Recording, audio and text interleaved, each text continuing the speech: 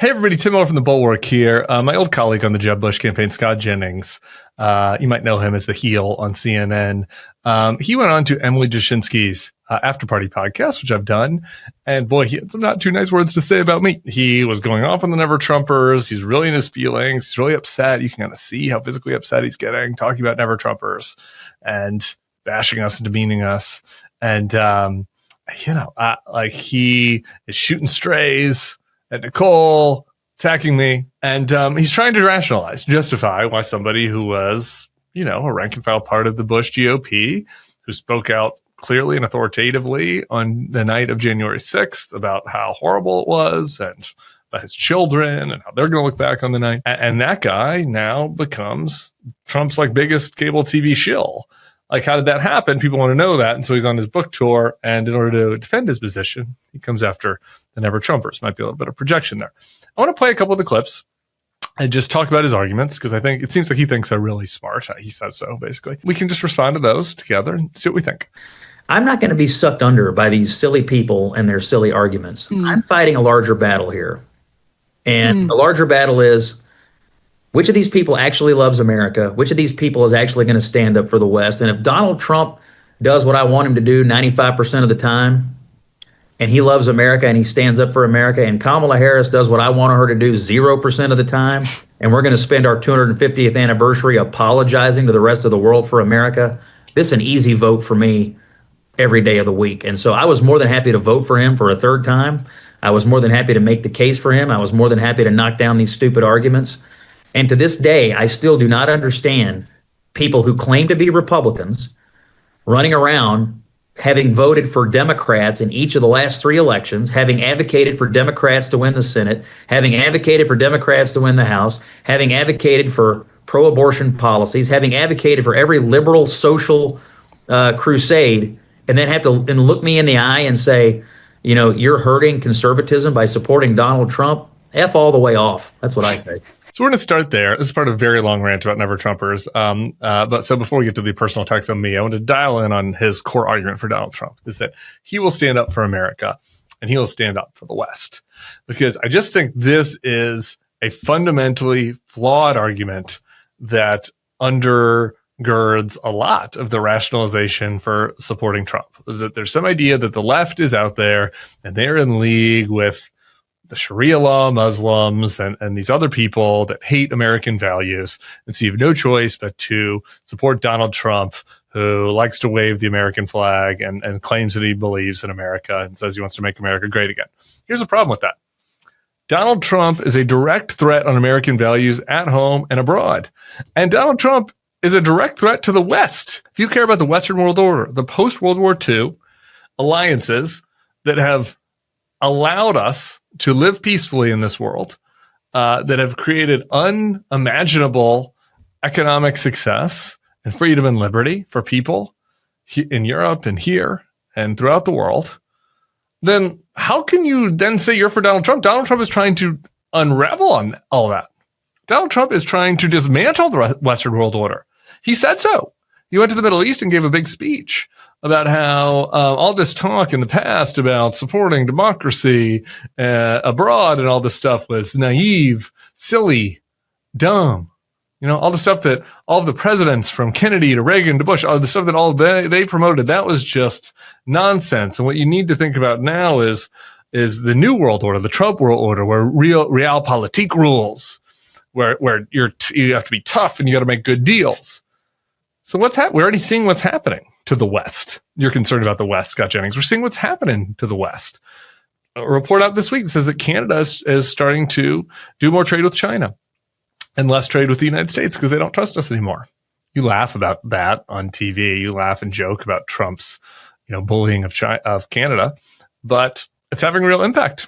Trump's bullying of Canada means that Canada is disentangling from us a little bit and entangling with China, a country that is, by definition, not part of the West. In Eastern Europe, you've got Russia trying to run roughshod over Ukraine. And just this week, you have the vice president and Trump's son-in-law and others, and Steve Witkoff doing back-channel deals with the Russians to try to work with them to figure out, how to get Donald Trump to pressure Ukraine to surrender and let Russia have their new territory and weaken Ukraine and weaken NATO.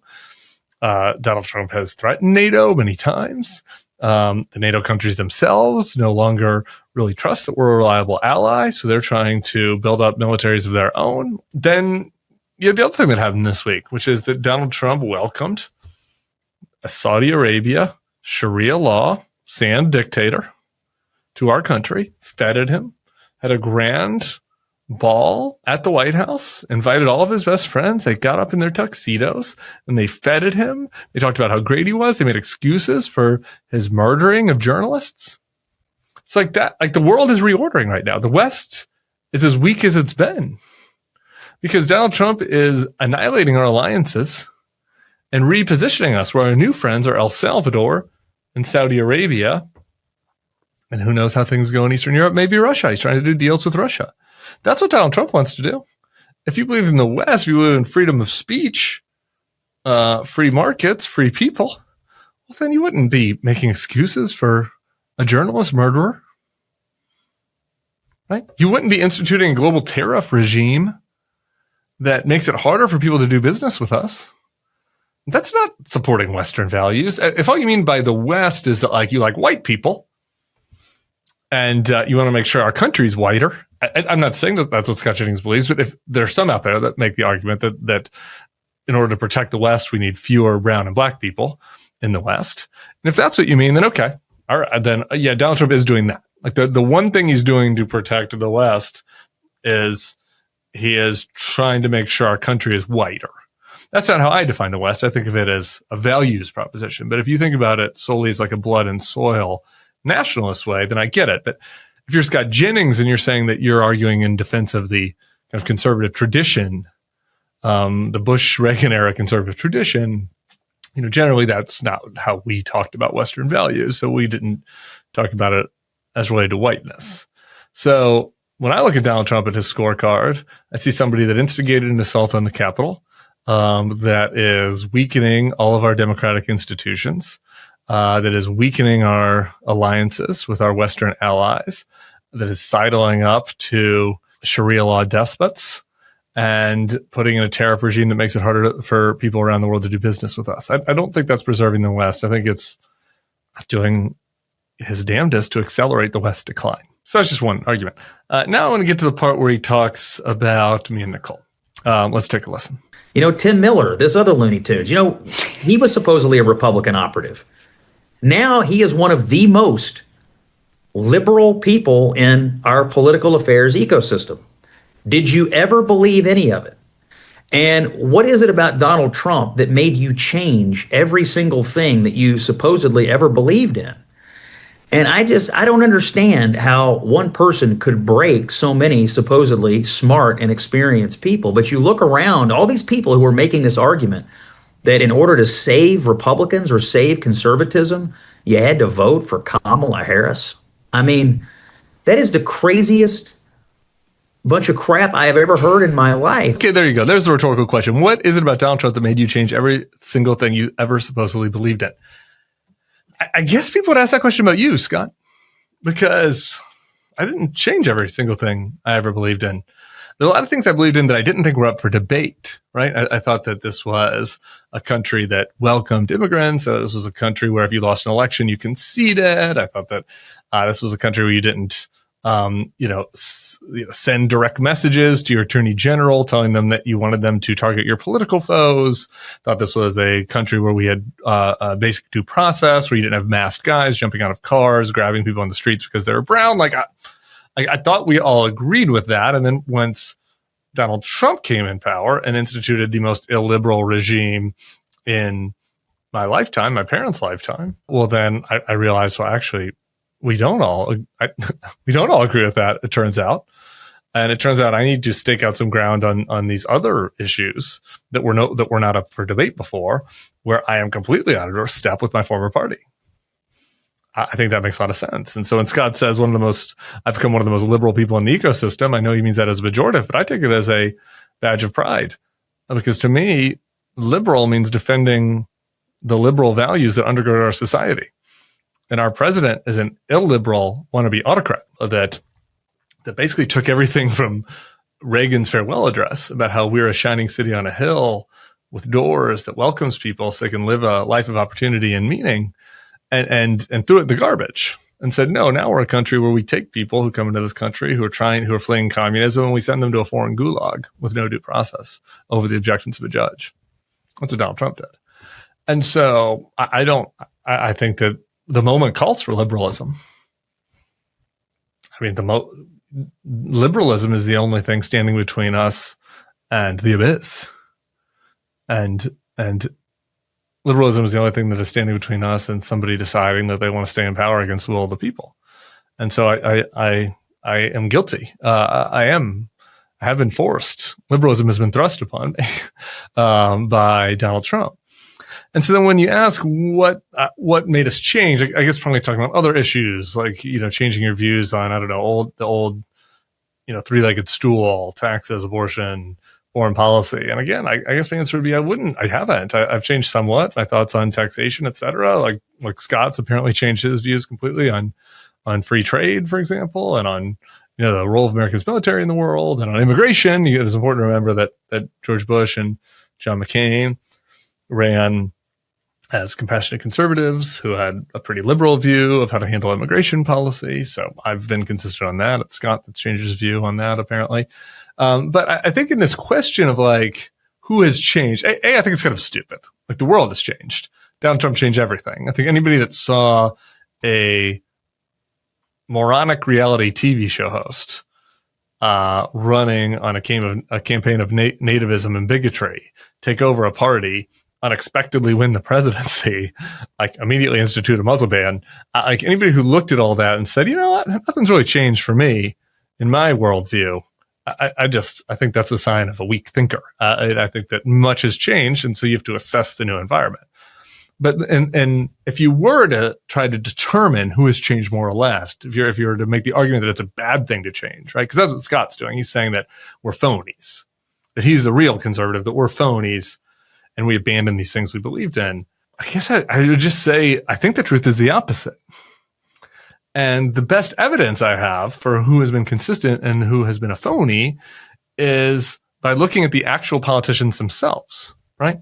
So if the question, if the argument that Scott is making is that the George Bush conservative, because he's a conservative guy, would have stuck around for Donald Trump because there's a direct line there, policy-wise. And I guess if I was him, my question would be for George Bush. Why didn't he endorse Donald Trump any of the 3 times that he ran? My question would be for George H.W. Bush. We both worked for Jeb. I was on the road with Jeb a little bit closer, so I was there when George H.W. Bush would call his son. I briefed Barbara for a lot of the interviews on that campaign. George H.W. Bush and Barbara, I'm not speaking out of school to say, hated Donald Trump.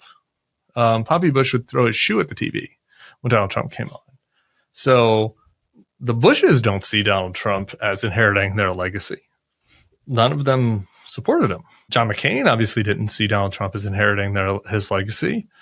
He never supported him, really. I guess he went back and forth, but in the end, obviously he gives a thumbs down on Obamacare and was a very vocal critic of Trump. Mitt Romney voted to impeach and convict Donald Trump twice. Mitt Romney voted twice to remove Donald Trump from office because he was such a threat to the country.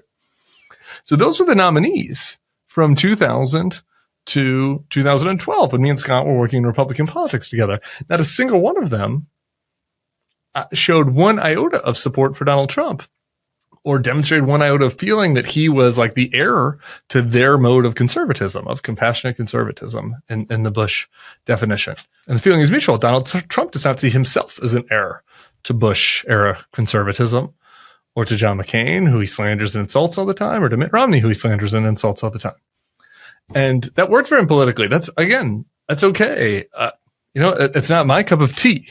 What Donald Trump is offering, I think, is a direct assault on the prior Republican nominees. And Donald Trump and his biggest fans would define it as a direct assault on the prior nominees. The only person who seems to think that Donald Trump is the heir to Bush and that any good Bushy would want to also be for Trump, except for maybe disagree on the tariffs. The only person making the argument is Scott Jennings. No one else thinks that. Donald Trump doesn't think it. His family doesn't think it.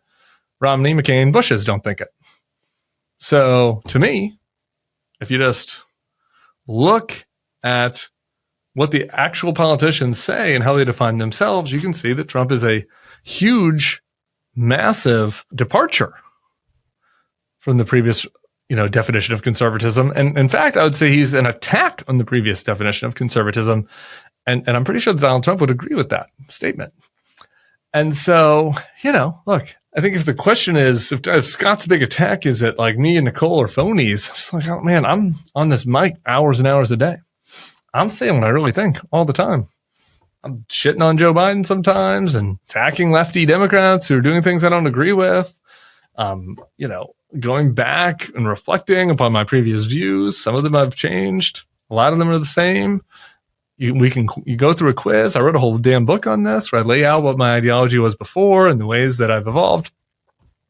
Scott's the one who's on TV playing a character, right? I mean, he's playing a wrestling heel on TV. And so he doesn't get to say what he really thinks. And you can go back to January 6th video if you want to see what he really thinks about that. But, he has to be a guy that toes the party line and come up with arguments for why it's not that big of a deal for us to pretend to invade Canada. That's Scott now. And so I understand why he'd be sensitive about all of this. But I just think in reality, anybody who's looking at this clearly, who's not paid to spin and not paid to rationalize, anyone who's just paid to say what they really think, or anyone who's not paid at all, who's just observing reality, would look at it and say, well, it seems like it's Scott that changed what he believed in. One more thing. He does come back to me at the very end. Let's just play that clip. Tim catching some strays here from Scott Jennings. I want to play this. I mean, honestly, just the worst. I don't know if I've ever been around anybody who was less good at their job but more condescending. Like his talent to condescension ratio is so far off. It's ridiculous. Scott gave me, and another thing, I'm not talented and I'm condescending. You comment below if you think I'm condescending. Here's what I think. I don't think I'm as condescending as JD Vance. I think at times I can be condescending, and I can be particularly condescending to one type of person. And that is a person that knows better about Donald Trump and goes along with it anyway.